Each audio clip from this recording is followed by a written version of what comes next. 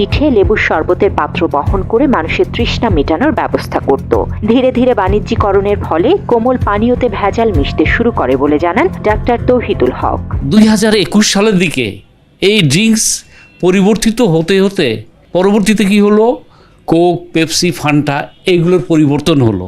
এরা মডিফাইড ফর্মে এরা পানির সাথে মিষ্টি তো দেয়, তার সাথে কিছু সুইটেনিং এজেন্ট, এবং এটা যেন নষ্ট না হয়ে যায়। আমরা যেগুলো এই যে প্রিজারভেটিভ ইউজ করি, এই প্রিজারভেটিভ ইউজ করে দিনের পর দিন, মাসের পর মাস এটাকে প্রিজার্ভ করে।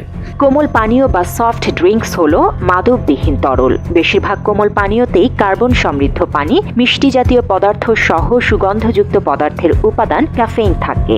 একটি 355 ml এর কোকের ক্যানে প্রায় 10 চা চামচের মতো চিনি থাকে।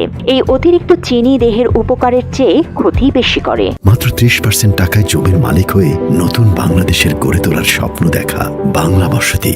অতিরিক্ত চিনি দেহে গ্লুকোজের মাত্রা বাড়িয়ে দেয়, ফলে দেহে ইনসুলিনের মাত্রা বেড়ে যায়, যা সবার জন্যই ক্ষতিকর, বিশেষত ডায়াবেটিস রোগীদের জন্য।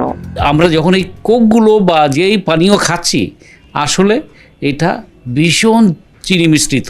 তার ফলে কি হচ্ছে, আমরা যারা খাচ্ছি, খাওয়ার পরে এবং যারা রেগুলার খাচ্ছি তাদের জন্য একরকম, যারা প্রথম অবস্থায় খাচ্ছি তাদের জন্য একরকম, প্রাথমিক অবস্থায়